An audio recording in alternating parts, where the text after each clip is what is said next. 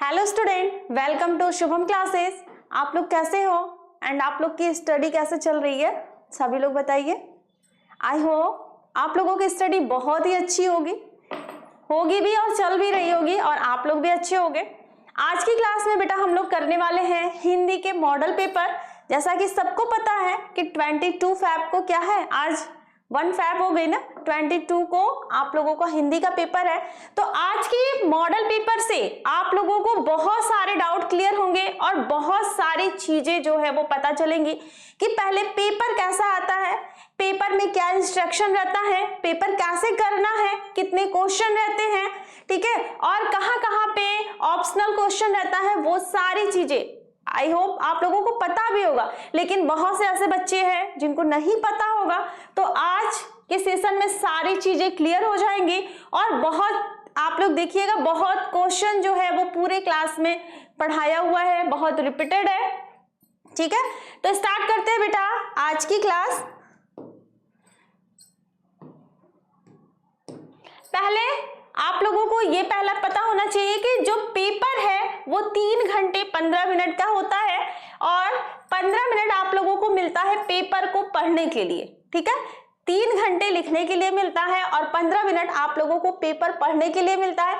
15 minute paper पढ़ने के लिए बहुत होता है, पहले तो वो भी नहीं मिलता था, है ना, पहले वो भी नहीं मिलता था, लेकिन अब 15 मिनट आप लोग को एक्स्ट्रा मिलने लगा है। किसके लिए? पेपर को पढ़ने के लिए। इस 15 मिनट में आप लोग पेपर को बहुत अच्छे तरीके से रीड करना। पता है कभी कभी ऐसा होता है कि बच्चे बहुत इतनी ज्यादा हेजिटेशन होने लगती है, इतनी ज्यादा प्रॉब्लम हो जाती है कि क्वेश्चन पढ़ के आता रहता है फिर भी उनके माइंड पे नहीं आता है। तो आप लोग ऐसा गलती मत करना, क्वेश्चन को 2 बार 3 बार पढ़ना, आंसर जरूर याद हो जाएगा, भूला रहेगा तो याद हो जाएगा। सेकंड इंस्ट्रक्शन क्या है? 70 नंबर का पेपर होता है, ये भी पता होगा आप लोगों को।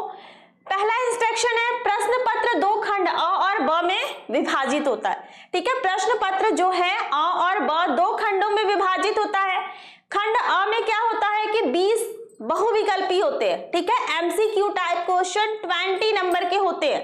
ठीक है, 20 नंबर के एमसीक्यू आपके होंगे और इसको क्या करना रहता है कि बॉल पॉइंट पेन से सही विकल्प वाले गोले को पूर्ण रूप से काला करना होता है। जैसे ये देखिए, 1-2 वीडियो में मैंने ये बताया भी है, ये ठीक है, A B C D। ठीक है, ये ऑप्शन है। अगर इसमें आप लोगों को जैसे कोई भी क्वेश्चन है, फर्स्ट क्वेश्चन है उसका ऑप्शन क्या है? बी। अब हमें यहाँ पे फिल करना है तो आप इसको पूरा ऐसे फिल करोगे। ठीक है, यूं ऐसे इसको पूरा फिल करना। कोई बच्चे ऐसे करते हैं, ठीक है, कोई बच्चे ऐसे करते हैं, कोई इसी जगह। तो ये रॉन्ग मेथड है, ये भी रॉन्ग है, ये भी रॉन्ग है। करेक्ट हमारा क्या है? ये ऐसे जो गोल होता है, जो सर्कल होता है, वैसे उसको फिल करना होता है। आप लोग भी बहुत ध्यान से करिएगा, ज्यादा क्वेश्चन नहीं है, सिर्फ 20 क्वेश्चन को ही फिल करना है। ठीक है, वो बता दिया। खंड अ में 1 नंबर के होते हैं। ठीक है, तो आज की क्लास में 20 नंबर के एमसीक्यू भी है। तो 20 नंबर के एमसीक्यू जो है उससे आप लोग का 1 नंबर अगर सही है तो 1 नंबर, नहीं है तो 0। ओएमआर शीट पर उत्तर अंकित किए जाने के पश्चात उसे काटे नहीं तथा इरेजर एवं व्हाइटनर का आदि का प्रयोग नहीं करें। अगर आप ओएमआर शीट को ऐसे फिल कर दिए हो, ठीक है, और कभी ऐसा हो जाता है कि हम ही लोगों से ही गलती हो जाता है। जैसे पहले का झटके में देखिए, पहले का क्वेश्चन का आंसर क्या है? ए है, हमने ए फिल कर दिया, लेकिन उसका आंसर क्या होना चाहिए? बी होना चाहिए। जब हम उसको रिवीजन करने जाते हैं तो वहां पे क्या होना चाहिए? बी होना चाहिए। अब उस कंडीशन में हम क्या करेंगे? या तो उसको व्हाइटनर लगाएंगे, या तो उसको कट करेंगे, या तो इरेज करेंगे। ये तीनों ही मेथड रॉन्ग है, ऐसा नहीं करना है। इसलिए मैं बार बार बोल रही हूँ, एमसीक्यू क्वेश्चन अगर आपको पूरा कंफर्म होगा तब तो स्टार्टिंग में करना, नहीं तो लास्ट में करना, आराम से करना। उसको फिल करते समय बहुत ध्यान देना। जितना क्वेश्चन को लिखते समय ध्यान आप नहीं दोगे, उतना इसको फिल करते समय ध्यान देना है। ठीक है, तो ये सारी चीजों का प्रयोग नहीं करना, इरेजर का, व्हाइटनर का, और कटपिट उसमें नहीं करना है। कटपिट करोगे तो जो पहले आप फिल किए रहोगे उसी को मान्य होगा। प्रत्येक प्रश्न के सम्मुख उनके अंक निर्धारित हैं। स्टार्ट करते हैं। पहला एमसीक्यू टाइप का क्वेश्चन है, खंड अ, बाबू गुलाब राय किस युग के लेखक है? फर्स्ट है भारतेंदु युग, बी द्विवेदी युग, सी शुक्ल युग और डी है शुक्लांतर युग। तो किस युग के कवि हैं बाबू गुलाब राय? बताइए भाई, फटाफट बताइए। बाबू गुलाब राय हैं द्विवेदी युग के कवि हैं, लेखक हैं, सॉरी लेखक, कवि नहीं लेखक है। सेकंड क्वेश्चन आता है हमारा, चिंतामणि किस विधा की रचना है? चिंतामणि किस विधा की रचना है? निबंध है, कविता है, नाटक है या कहानी है? चिंतामणि क्या है, किस विधा की रचना है? निबंध, नाटक, कविता या कहानी? तो ये बेटा क्या है, ये निबंध है। ए ऑप्शन हमारा करेक्ट है। गबन किसकी रचना है? आप लोग देखिएगा कितने इजी क्वेश्चन पूछते हैं कि आप लोग देखोगे मॉडल पेपर अभी सॉल्व करते जाओ, खुद ही आप लोग को लगेगा कि सारी चीजें आ रही हैं, है ना। तो गबन किसकी रचना है? मुंशी प्रेमचंद्र, जयशंकर प्रसाद, निराला या हरिकृष्ण प्रेमी? तो बताइए, फटाफट बताते रहिए, गबन किसकी रचना है? गबन किसकी रचना है? मुंशी प्रेमचंद्र की। ठीक है, शुक्ल युग की समयावधि है। शुक्ल युग की समयावधि क्या है? 1936 टू 1943, 1919 टू 1938, 1918 तक या उपरोक्त में से कोई नहीं। तो शुक्ल युग की समयावधि पूछा है, शुक्ल युग की समयावधि है 1919 से 1938, मतलब 1919 से 1938 तक। ठीक है, निर्ण का निर्माण निर्ण का निर्माण फिर किस विधा की रचना है? जीवनी है, आत्मकथा है या साक्षात्कार है या रेखा चित्र है? पांचवें का क्या हो जाएगा? पांचवें का निर्ण का निर्माण जो है वो है आत्मकथा। प्रिय प्रवास किस युग की रचना है? द्विवेदी युग, भारतेंदु युग, प्रगतिवादी युग या छायावादी युग? प्रिय प्रवास किस युग की रचना है भाई, बताइए। प्रिय प्रवास किस युग की रचना है? भारतेंदु युग, द्विवेदी युग या तो फिर किस युग की है? प्रगतिवादी। ये है द्विवेदी युग की। ठीक है, मधुशाला किसकी रचना है? रामधारी सिंह दिनकर, हरिऔध, हरिवंश राय बच्चन, सुमित्रा नंदन पंत? क्वेश्चन नंबर 7 का आंसर दीजिए भाई, फटाफट सभी बच्चे आंसर दीजिए। मधुशाला किसकी रचना है? क्वेश्चन नंबर 7, रामधारी सिंह दिनकर, हरिवंश राय बच्चन, सुमित्रा नंदन पंत या हरिऔध? तो बेटा ये है हरिवंश राय बच्चन की मधुशाला। भारत भारती किसकी रचना है?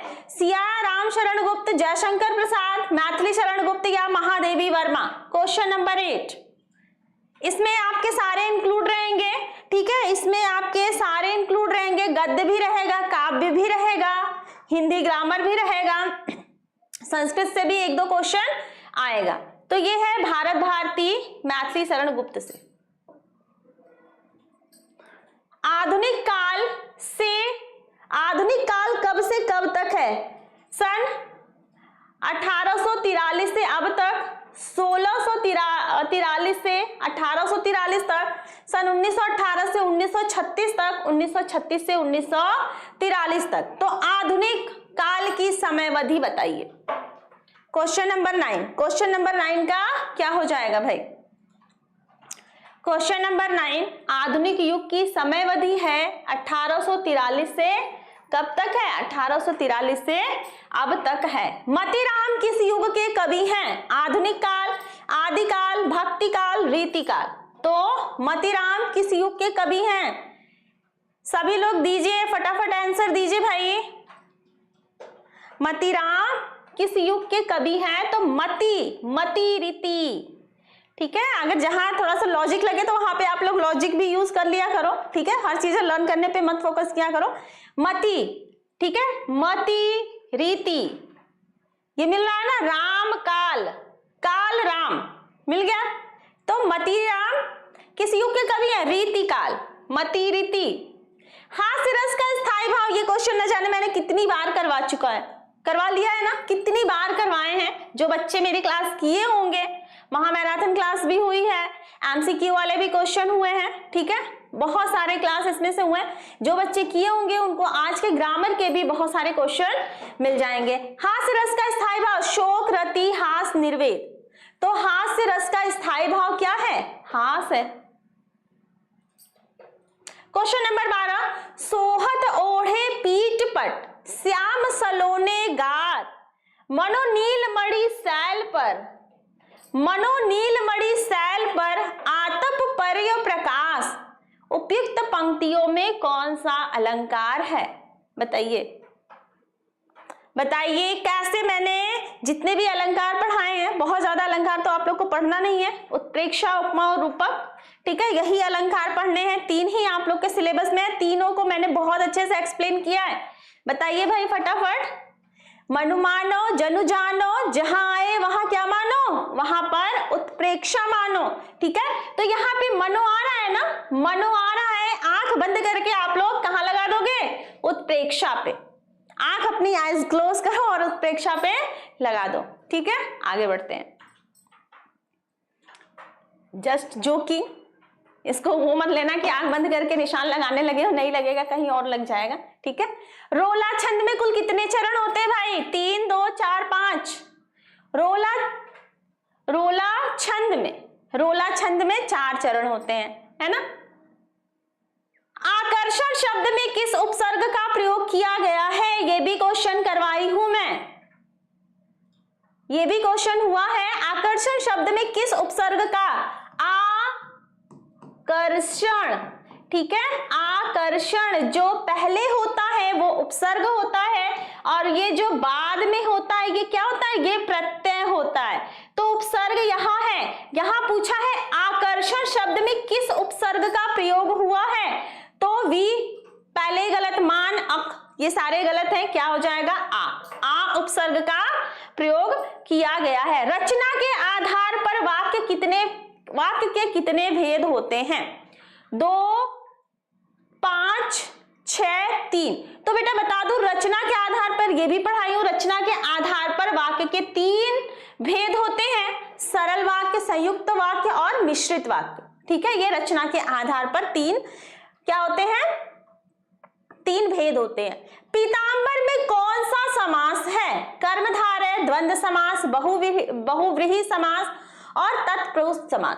पीतांबर, पीला है अंबर या पीला है वस्त्र, जैसे मतलब इसमें क्या है? किसी तीसरे की ओर इंगित कर रहा है, ठीक है, किसी तीसरे की ओर इंगित कर रहा है, किसी तीसरे की ओर इशारा, जैसे गजानन, ठीक है। लंबोदर, यह है ना, लंबोदर, लंबा है उदर जिसका, कौन है? गणेश जी। तो जहां पर किसी तीसरे की ओर फोकस करे, इंगित करे, वहां पर कौन सा हो जाता है? बहुव्रीहि समास। पीतांबर, पीला है अंबर जिसका। आंसू शब्द का, आंसू का तत्सम रूप बताइए। सम बताना है संस्कृत के शब्द, सम बताना है संस्कृत के शब्द। तो आंसू, अश्रु, अंशु, रोना, आंख। तो आंसू का क्या हो जाएगा बेटा? रोना नहीं होगा, अंशु, आंख भी नहीं होगा, इसका क्या हो जाएगा? अश्रु, ठीक है। कृतवाक्य में किसकी प्रधानता होती है? कर्ता की, कर्म की, भाव की, इनमें से कोई नहीं। तो बेटा कृतवाक्य में कर्ता की प्रधानता होती है। सारे ग्रामर पढ़ाए हुए हैं भाई।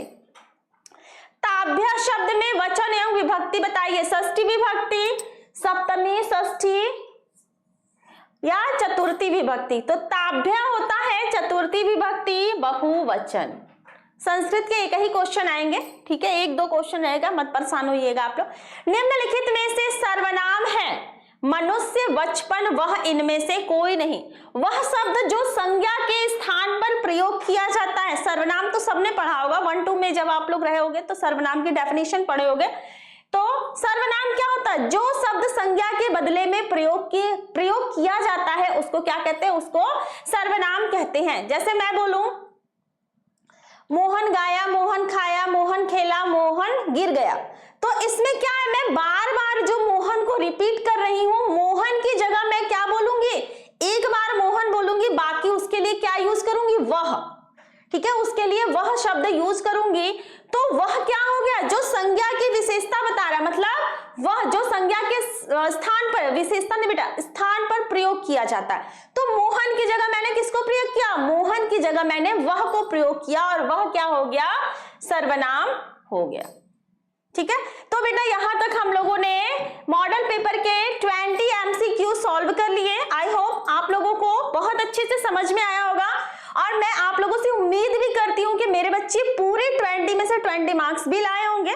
ठीक है, सबका सही होगा, है ना? फटाफट रिप्लाई दो भाई, सबका सही है। अब आ जाते हैं, खंड अ हमारा फिनिश हो गया। अब हम बढ़ते हैं खंड ब की तरफ। खंड ब क्या है? निम्नलिखित गद्यांश पर आधारित 3 प्रश्नों के उत्तर दीजिए। जो गद्यांश रिलेटेड क्वेश्चन होते हैं ना, तो ये गद्यांश दे दिया जाएगा। ठीक है, उसी से 2-3 क्वेश्चन पूछ लेगा। तो यहाँ पर देखते हैं, यह कोई बात नहीं कि एक स्वभाव और रुचि के लोगों में ही मित्रता हो सकती है। समाज में विभिन्नता देखकर लोग एक दूसरे की ओर आकर्षित होते हैं। इसमें बेटा जितना अंडरलाइन किया है, जितने रेखांकित अंश हैं, बस उन्हीं की व्याख्या करनी है। किसका करना? जितने भी रेखांकित अंश है। पहला क्वेश्चन क्या है? उपयुक्त गद्यांश का संदर्भ लिखिए। तो हम यहाँ पर लिखेंगे प्रस्तुत गद्यांश हमारी पाठ्य पुस्तक हिंदी गद्य खंड के, ये गद्य से है।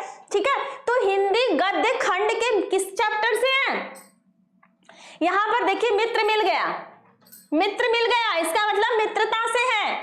बारीकियों को पकड़ना सीखिए एग्जाम में। ठीक है, हर चीजें याद करने के लिए नहीं होता, कुछ माइंड पे भी आप लोग प्रेशर दीजिए। ठीक है, मित्र मिल गया, इसका मतलब ये मित्रता चैप्टर से है, मित्रता पाठ से लिया गया है और इसके लेखक कौन है? आचार्य रामचंद्र शुक्ल हैं।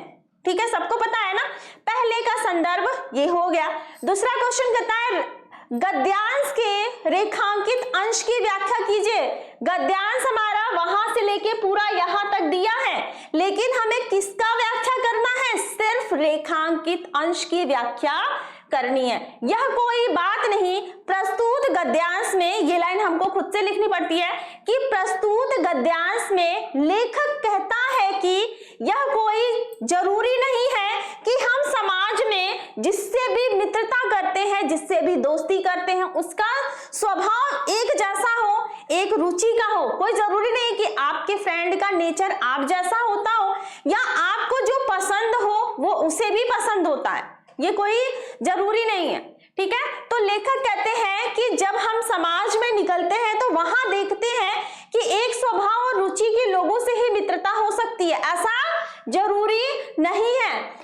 समाज में विभिन्नता देखकर लोग एक दूसरे की ओर आकर्षित होते हैं। हम देखते हैं कि अगर कोई हमारा दोस्त है, वो हमसे डिफरेंट नेचर का है, तो हम उससे दोस्ती करते हैं। फॉर एग्जाम्पल, जैसे अगर कोई वीक है, कोई कमजोर है, तो वो क्या सोचेगा कि उसका दोस्त क्या हो? उसका दोस्त बहादुर हो। ठीक है, अगर किसी के अंदर कोई कमियां रहती हैं, तो वो सोचता है कि हम जिससे भी दोस्ती करें उसको वो चीज आती हो या वो उससे भी अच्छा हो। ठीक है, समझ में आया बेटा? आगे बढ़ते हैं। जैसे आगे दिया हुआ है कि चिंताशील मनुष्य प्रफुल्लित का, जैसे जो हमेशा सैड रहता है, वो सोचता है ना कि मेरा कोई ऐसा फ्रेंड रहे जो हंसमुख स्वभाव का रहे, जो हमें हमेशा हंसाता रहे, ताकि वो हमेशा जो टेंशन लेता है वो उससे दूर हो सके। तो ऐसे लोगों से दोस्ती हो जाती है। लेखक के अनुसार समाज में विभिन्नता देखकर लोग एक दूसरे की ओर आकर्षित होते हैं। क्यों होते हैं? क्यों होते हैं? तो पूरा हम क्वेश्चन से ही लिख देंगे कि लेखक के अनुसार समाज में विविधता देखकर लोग एक दूसरे की ओर आकर्षित होते हैं क्योंकि वह अपनी कमियों को दूर करना चाहते हैं ना। अगर जिसके अंदर कोई कमियां रहती है तो वो उसको दूर करना चाहेगा ना, वो चाहेगा कि उससे अच्छी दूसरे से दोस्ती हो जाए। जैसे ये निर्बल है, अगर कोई कमजोर व्यक्ति है तो वो क्या सोचेगा, उसका जो दोस्त है वो बहुत बहादुर हो, जो धीर उत्साही हो। ठीक है, आगे देखते हैं। हे भगवान, अब देखिए इसमें अथवा रहेगा। ठीक है, पहले क्वेश्चन में खंड अ का जो पहला क्वेश्चन है, या तो आप ये करो या तो फिर अथवा दिया है तो ये करो, दोनों में से कोई एक करना है, नंबर बराबर ही मिलेगा। आप लोग दोनों करके मत चले आइएगा। ठीक है, एक ही करिएगा, ये मत सोच लेगा दोनों करेंगे तो 12 नंबर मिल जाएगा या 10 नंबर मिल जाएगा, ऐसा नहीं है। एक करोगे तो नंबर मिलेगा, दो करोगे एक कट जाएगा, एक का नंबर मिल जाएगा। ठीक है, दूसरा क्वेश्चन क्या, हे भगवान तब के लिए विपद के लिए इतना आयोजन, परमपिता की इच्छा के विरुद्ध इतना साहस, पिताजी क्या भीख नहीं मिलेगी, क्या कोई हिंदू भूपृष्ठ पर न बचा रह जाएगा। अब ये बताइए, ये भी मैं करवाई हूं, ये भी मैं करवाई हूं। किस चैप्टर से है भाई, किस चैप्टर से है प्यारे बच्चों, बताओ भाई फटाफट। हिंदी का पेपर है 22 को, मैं भी देखूं आप लोगों का रिवीजन कितना अच्छे से चल रहा है। तो ये है ममता का, ये है ममता का।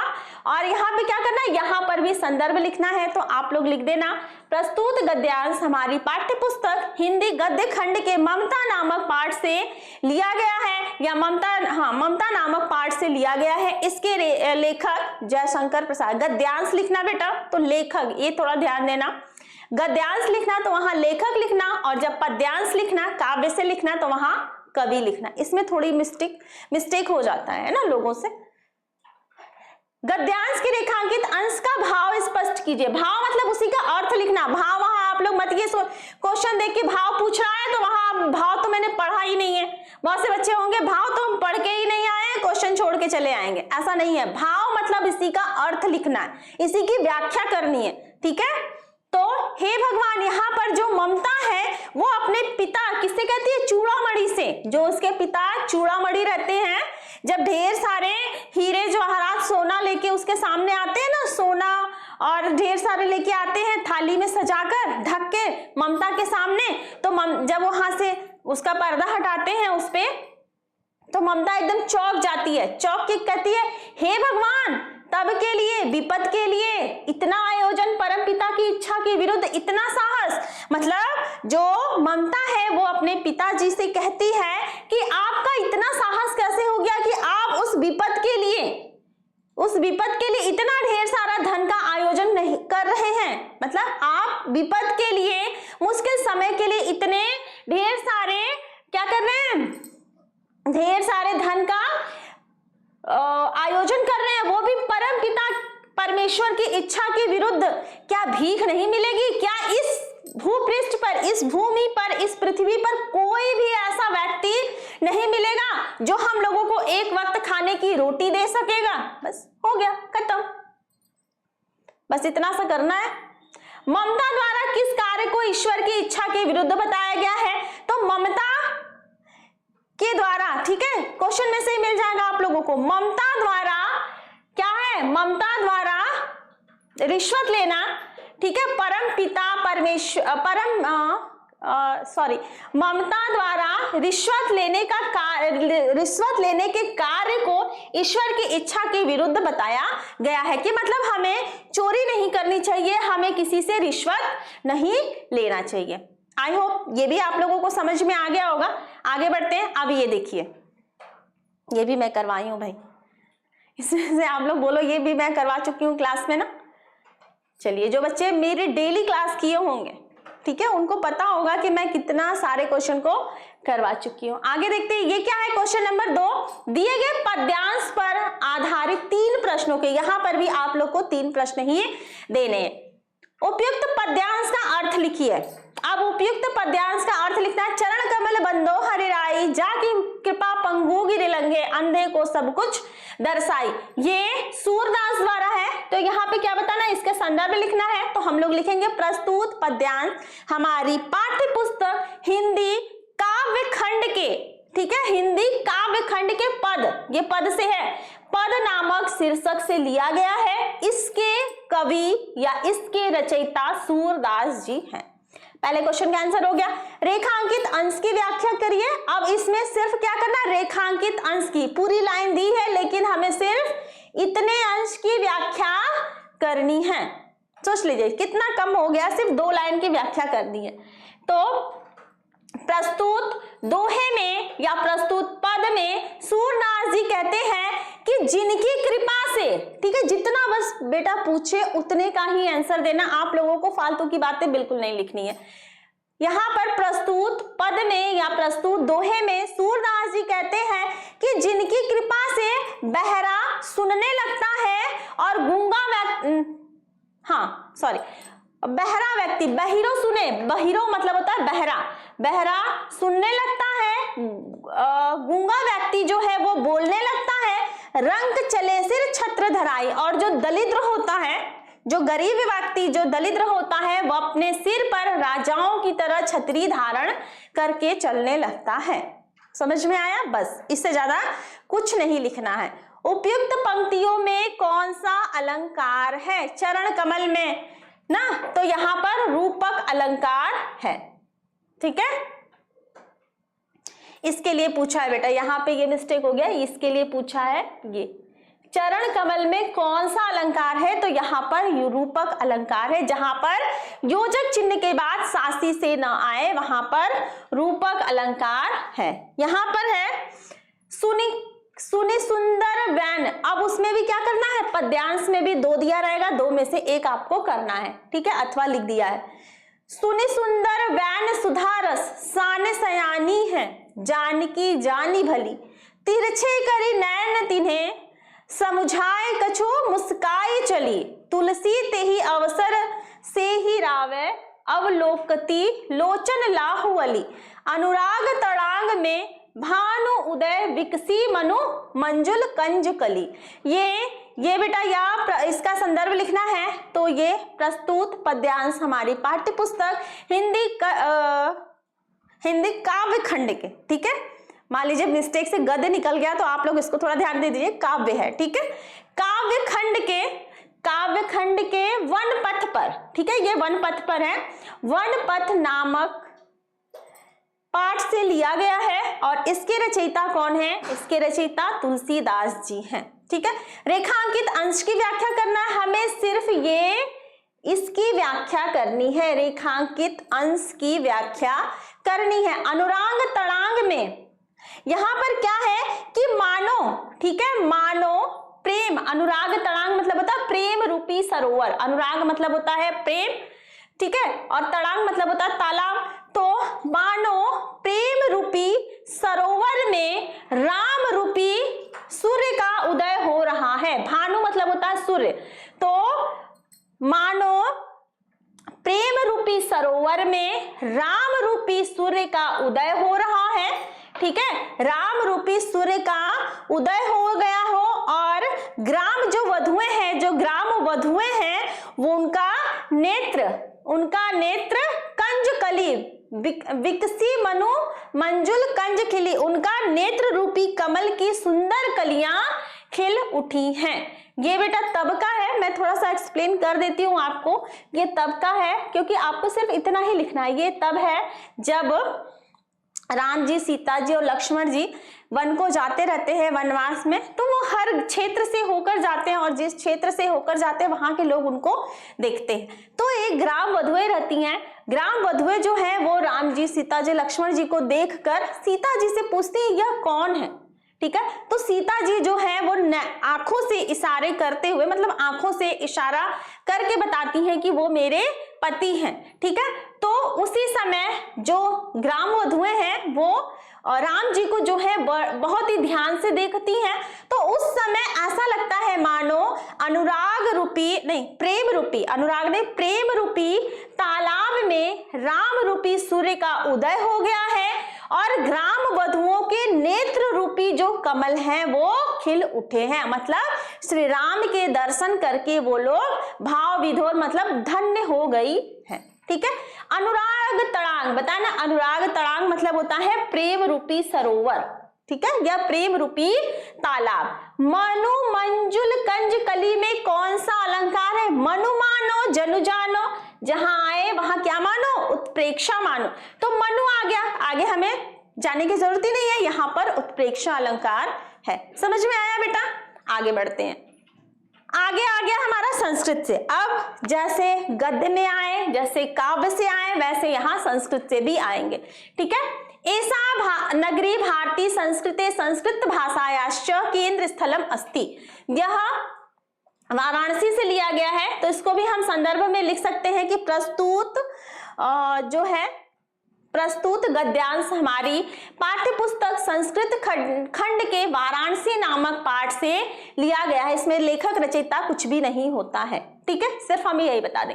तो ऐसा नगरी, यह नगरी भारतीय संस्कृति संस्कृत भाषा की केंद्र स्थली है। एतम एव संस्कृत वामस्य संस्कृत आलोक सर्वत्र प्रस्तुत है। यहाँ से संस्कृत भाषा जो है वो सब जगह फैली हुई है, सर्वत्र मतलब सभी जगह फैली हुई है। मुगल युवराज दाराशिको यहाँ पर आया और उसने भारतीय दर्शन शास्त्र का अध्ययन किया और वह इसके ज्ञान से इतना तेषाम ज्ञानेन तथा प्रभावित, मतलब वह इसके ज्ञान से इतना प्रभावित हुआ कि उसने उपनिषदों का अनुवाद पारसी भाषा में करवाया।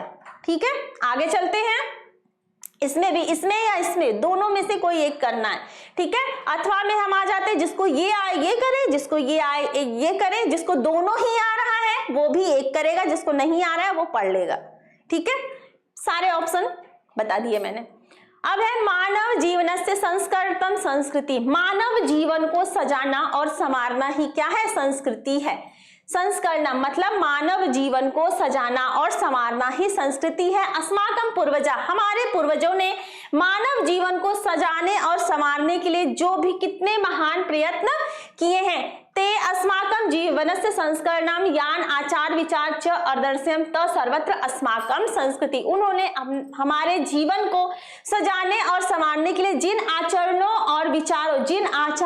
और विचारों का हमें ज्ञान कराया है वो ही क्या है? वो ही हमारी संस्कृति है। आगे चले। अब वो तो हो गया गद्य से संस्कृत से, ये हो गया काव्य से। ये भी हम इसमें भी संदर्भ लिख सकते हैं कि प्रस्तुत पद्यांश या प्रस्तुत श्लोक, यहाँ पे हम श्लोक भी लिख सकते हैं कि प्रस्तुत श्लोक हमारी पाठ्य पुस्तक संस्कृत खंड के किस पाठ से है? जीवन सूत्राणी, ठीक है, जीवन सूत्राणी नामक पाठ से लिया गया है। मानव हित्वा प्रियो भवति क्रोधम हित्वा न सोचती। यहाँ पर यक्ष और युधिष्ठिर के बीच में वार्तालाप हो रहे हैं। यक्ष युधिष्ठिर से कुछ क्वेश्चन करते हैं, उस पर युधिष्ठिर बोलते हैं, आप लोग आंसर में लिख सकते हो युधिष्ठिर, ठीक है। ये क्या हुआ? अच्छा, यहाँ पर युधिष्ठिर जो है वो बोलते हैं कि मानव हित्वा प्रियो भवति। मान मतलब अभिमान को त्याग कर मनुष्य क्या हो जाता है? सबका प्रिय हो जाता है। क्रोधम हित्वा न सोचती, और क्रोध को त्याग कर मनुष्य शोक नहीं करता है। कामना को त्याग कर, कामना मतलब इच्छा को त्याग कर मनुष्य सबका कामना को त्याग कर मनुष्य धनवान हो जाता है, ठीक है। कामना को त्याग कर मनुष्य धनवान हो जाता है और लोभ को त्याग कर मनुष्य सुखी हो जाता है, ठीक है। अब हम चलते हैं इसमें या इसमें, दो करना है। सर्वे भवन्तु सुखिनः सर्वे सन्तु निरामया सर्वे भद्राणि पश्यन्तु मा कश्चित् दुःख भाग भवेत्। ये भी हमारा किस चैप्टर से लिया गया है?